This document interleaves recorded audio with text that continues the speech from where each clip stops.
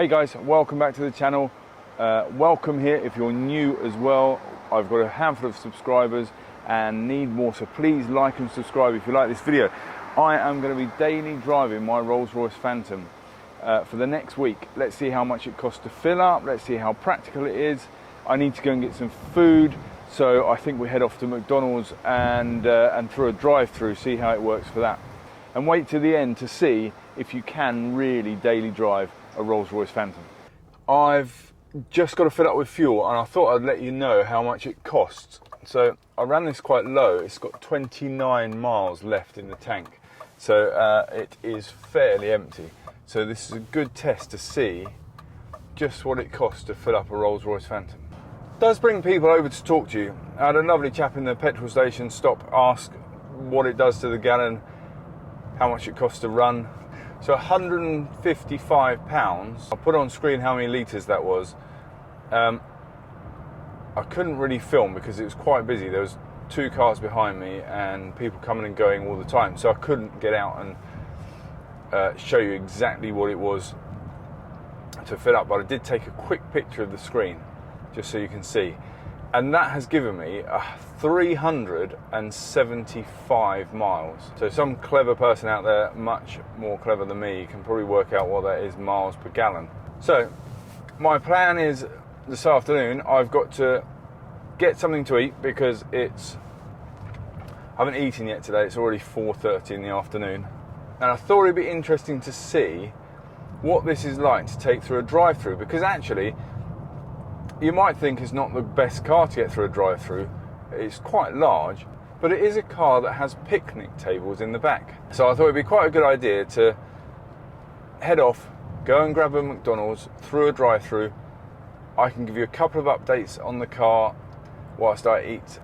And this is my first ever trip through a drive-thru in this, and my first McDonald's for an awfully long time.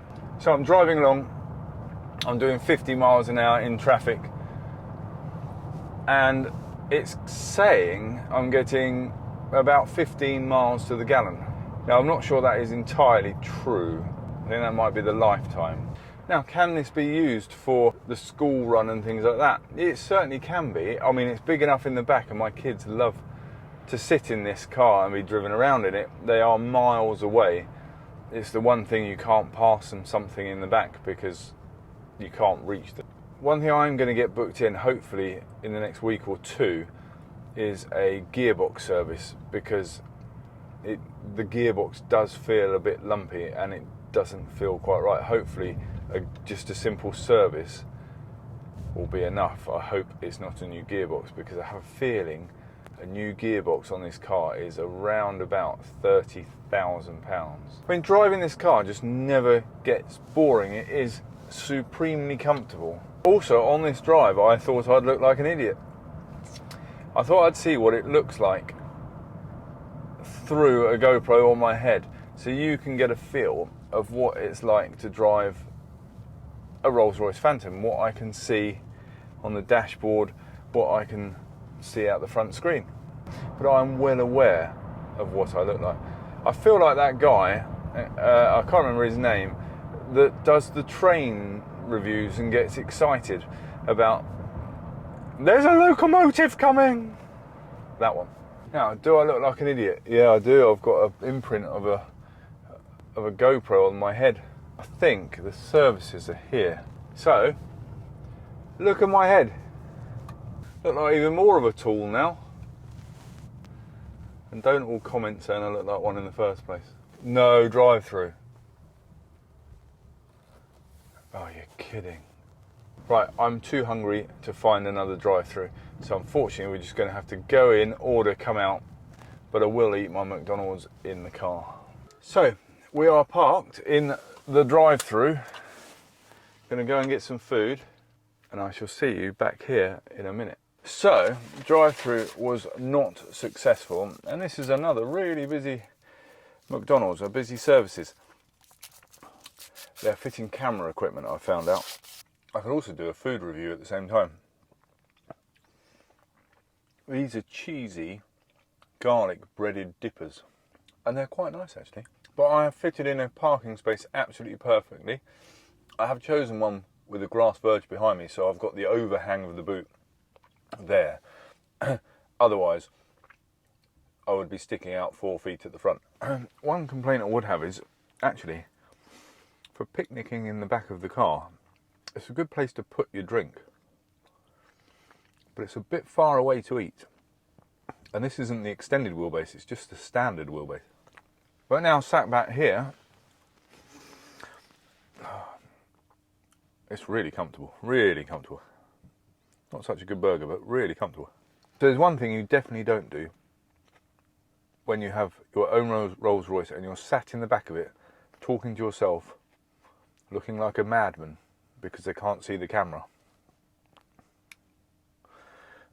is you don't blend in at all. And in fact, you stick out like a sore thumb. And everyone walks past looking at you like you're an absolute mad person.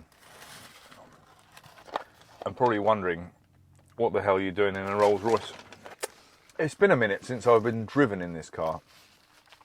There's a lovely chap, a good friend of mine, David, that sometimes drives me to events in this car, and I sit here. And there is no more comfier place to be than nestled in the corner of your Rolls Royce back seat, hidden privacy of this little bit here. That's one thing people don't understand, I think, from the outside, is actually in the back. That's why I'm so far away. You've got this whole side window, but actually I'm not even there. I'm not even at this little window. I'm almost behind it. And they do have, in this back corner over here, if I get out of the way, a little vanity mirror, because you're that far back, I can actually see myself in it. Anyhow, on to the chips. I watched a video on these, on McDonald's potatoes and how they're bleached and you can't go in the building for 6 weeks or something. Which doesn't fill me with confidence as I eat them. I get the distinct feeling that if I have too many McDonald's, this car will most certainly outlive me. So what I thought I'd do is make this part one of a little series over the next week or two. I don't have very far to go. I appear to have bought the McDonald's eating challenge. This is the first McDonald's burger I've had in a long time, and I sort of understand why now. Anyway, onto a Galaxy Raspberry Pi. One thing that is useful in this car, it doesn't have vanity mirrors. It's a relatively low spec car, I think. It's got little coat hanger hooks there. So if you've got going to the races, you need to hang your jacket up, you can hang it there. I feel like I'm just eating calories now. I literally have deep fried chocolate with some raspberry syrup. To demonstrate how insulated this car actually is, there are cars going in and out. I can just about hear a car wash that has started behind me. But also I have zero phone signal, so no one can get hold of me. I am cocooned in this labyrinth of luxury. After eating that, I'm utterly amazed at how busy this place is. I've been spotted. 2 young chaps in the car next to me have just noticed my camera and that I'm talking to myself. So hopefully they're on their phones. So hopefully they're going online, finding my channel and giving it a view. Autographs are available at £10. I pay you £10 to take one. This car, we mentioned the engine, seems to be okay after an awful lot of work in its first year of ownership. The gearbox is lumpy. I need to get that sorted, so that hopefully will be next week. There are a few other little niggly issues. The lower arms on the front suspension need doing, and they were on back order all through COVID, and then to be honest with you, I forgot about them. So it does have a little creak in the front end. I think getting the front arms done would make the ride quality just slightly better. Well, after 18,000 calories of McDonald's, not exactly a Michelin style restaurant, however, they do have something in common. That's a tyre company's guide to restaurants. And one I ate was quite rubbery. So what I was saying was, gearbox needs looking at. Front lower arms were on back order and I haven't chased those up, so don't know whether they're back in stock, but that must be a year ago, and I would have thought Rolls Royce would have contacted me if they were. And that's the trouble with earlier cars, the support from a small volume manufacturer actually is quite tough. So sometimes you do have to wait for parts. And I know there's been parts problems throughout COVID with other brands, but it's exaggerated, I suppose, with a small production car company. I mean, in the year this was made, I think they only made 500 vehicles. And even to this day, I think they only make about 5,000 vehicles a year. Bentley are 3 times that nearly. And they've got lots of parts that come from the Volkswagen Audi group. Whereas Rolls Royce are generally built upon their own platform, especially the newer cars. They do share some parts, obviously, for economies of scale with BMW. But there's an awful lot that is Rolls Royce. I mean, there's nothing in here that you're looking at right now that belongs in a BMW. The only thing I can think of is the key and the software on the iDrive system. Everything else is bespoke to Rolls Royce. So I can't go and get one of these little grab handles from a BMW dealer. I can't go and get one of these tables if it failed. And most of the underpinnings of the car are Rolls Royce specific. Even the engine isn't something out of a BMW. I'm sure it was developed from a BMW engine, but there's not a 6.75 litre V12 BMW engine. So, and that's why people think you could go and get BMW parts, but actually with the Phantom it's really difficult to do that. It's easier with the Ghost because the first generation Ghost was a 7 Series under the skin, I think. The chassis and everything was a 7 Series, the slightly smaller model. So it might be easier to do it with that. However, the latest ones have the same problem in as much as they are Rolls Royces. They're not at all. The new Ghost is not anything to do with the 7 Series BMW. So many of the parts are required to be bought from Rolls Royce. And because it's low volume manufacturing, and then the parts are low volume as well, well, actually you've got to pay through the nose to get them. And that's the big bugbear with Rolls Royce. That's why they're so cheap to buy, because you can buy them cheaply second hand because everybody knows you need a fortune to maintain it. It's a bit like Richard Branson said about an airline. The fastest way to become a millionaire in the airline industry is to start with $1 billion. And they say it about boats as well.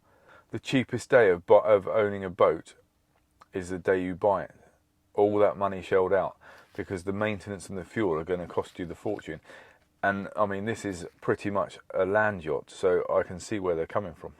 The cheapest day for me definitely was the day I purchased this car. I should also talk, whilst I'm sat here, I'll just talk to you really briefly about my other Rolls Royce. For about 18 months I had a black badge Wraith, which was a 17 plate, so 2017 model year, with a lovely blue interior.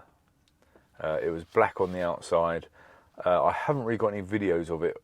It was before I thought about doing YouTube, and I don't really take pictures. I have a couple of pictures of it, which I'll insert here and around and about. And that was actually really cheap to own. 18 months, I required one service. It didn't even need tyres because I bought it with new tyres on it. And the annual service on it was about 485 quid. So it wasn't even that dear to service. And that was a really good car. I didn't enjoy it at the beginning because it's different to this. But as time went on, I did enjoy it more and more as a driver's car. The other thing with Rolls Royce is they do come and collect your car if you want. So the dealership is probably an hour and a half's drive from my house. So I always have them collected and delivered. And that's the only thing I did with my Wraith was film it coming off the back of their lorry onto my drive. So I'll quickly show you that whilst I move the cameras around and get going. You know, one thing that is absolutely superb about making YouTube videos is that I get to drive my own cars more than I did before. It gives me a reason to take the Rolls Royce out. And in some ways I see why people have a Ghost and not a Phantom, because it's just that bit smaller and a bit more understated. When I had my Wraith, you didn't get the same amount of looks as you do in this. And I think it is its sheer size. In front of me, which I'm sure you can all see, is the new Range Rover in a beautiful green. It's the colour I would have if I was having a Range Rover. But I'm driving in and out of traffic here I should have turned you around so you could see. But I've just gone through a little village, in and out of traffic. Not a problem at all. I'm not saying it's a small car, but I'm saying it's usable. If you wanted a Rolls Royce as a usable classic, then I think you can. What a fabulous way to drive around. I mean, living on the South Downs. I mean, look at that. I mean, I know there are places in the world of natural beauty, but sometimes you just have to appreciate what you've got at home.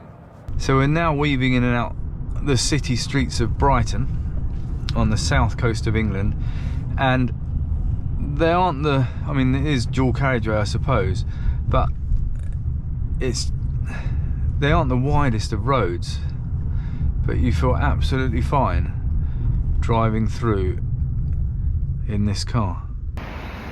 So I started earlier with a McDonald's in the back of the car. I've just finished a meeting with the Rolls parked outside the Grand Hotel by the seaside. Sun is shining, West Pier in Brighton. What an afternoon. I've had a busy day today, driving around in the Rolls Royce. We've been to McDonald's, we've been to a really nice hotel for a meeting this afternoon, had a bit of business, and the old girl's done us proud. Hopefully you enjoy the video, hopefully you've seen us drive around a little bit of experience behind the wheel as well. Tried that new footage, see how that goes. I mentioned my black badge Wraith that I had, but I also went to the factory for the launch of Cullinan Series 2, and I'll put the video of, I filmed 2 because they surprised us with the black badge version as well, so we were only looking at one car and then they blasted some music at us to surprise us, and then revealed behind some glass doors with a lot of lights, a lot of fanfare, Cullinan Series 2 black badge, which looked absolutely awesome. The colour of the normal Cullinan, the colour of the normal Cullinan, I didn't actually like too much. It was a bit of a browny grey, and I don't know, it wasn't really my cup of tea. But then I saw the white black badge Cullinan with black accents along it, big wheels on it, and looked absolutely incredible. So whilst I'm talking, hopefully I'm showing you at the same time the videos that I took from that. Now, they were very quick, ad hoc on my phone, not using any special camera equipment. I wasn't sure if we were going to be allowed to film. So today we've taken the old girl around. Hopefully you've enjoyed the road trip and given you an insight into a day behind the wheel in a Rolls Royce. Literally all day today she's been on the road, and I started out after fueling it with 375 miles range, and she's come back with 359 miles left in the tank. Now, I've driven quite a way, and I think when I left the filling station, I forgot to mention on camera, but when I left the filling station, it actually sounded quite tasty. When I left the filling station, it went for 375, and it actually, after about 10 miles of driving, I noticed it was 385. So obviously, last time I drove it, it was obviously idling for a lot, or sat in traffic, or this morning I actually got her out of the garage and warmed her up properly, let her idle on the drive for probably about 10 minutes or so, just to get her thoroughly warm before I took her out, because I haven't driven her very much lately. So it might be the fuel efficiency from that, and the fact she covered no miles but had used fuel, that it was saying incorrect reading. So she's actually come back with a reasonable amount left in the tank. So it'll be probably 410 miles to a tank of about 150 quid. So yeah, pretty good. And that was town driving as well. A lot of traffic, a lot of standing still. So yeah, can't complain. Anyway, thanks for watching. Please hit that subscribe button. It means an awful lot, really helps out the channel. I've got a meeting, telephone meeting on Friday about some help with videography from a guy that is an expert at it, much better than me, does it for a living. So I'm going to get some tips and tricks from him. Maybe he can help me with some editing to speed things up, because I find this very difficult. I filmed 2 videos today, one on the camper, one on this, or half on the camper and one on this. So, and it's now 7:30 in the evening. I'll be editing now tonight till midnight or after, and try and get a video out for you in the next day or so, and then one over the weekend as well, probably. So I'll catch you next time. Thanks for watching. Please subscribe, and yeah, stay safe, have fun, be good. Bye bye.